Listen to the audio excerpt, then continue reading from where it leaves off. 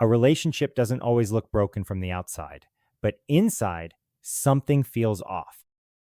And you may feel like you cannot fully say what you're thinking. And holding things in like that, it's like carrying weight. At first, it starts out light, but over time, it builds. And every time you don't say something, you actually feel just a bit heavier. Hi, I'm Danny from Elevatus Coaching. Before we go deeper, let's take a step back. This isn't about blame. We're all human, shaped by different backgrounds.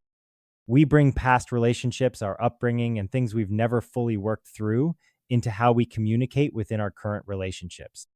So when something feels off, it's not always obvious. Feeling trapped is often about losing the space to be honest with yourself and your partner.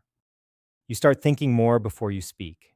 You replay conversations, you adjust how you say things, or if you say them at all. Every time you hold back to avoid tension, you carry a little more. The other person may not even realize you're carrying anything.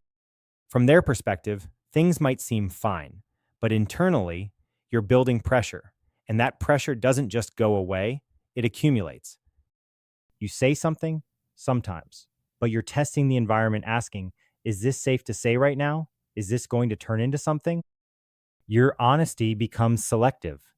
You say what feels manageable, not what's actually there. The weight doesn't go away, it just builds slower.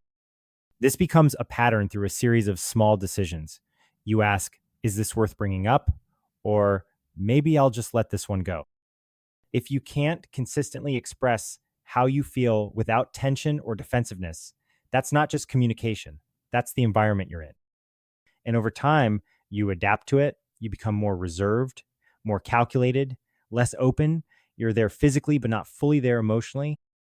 You're being held back by what you've learned will happen if you speak freely. You feel stuck because you don't feel like yourself anymore. This is where we must turn inward. This is what I call the confrontation stage. It's not about confronting the other person first. It's about confronting yourself.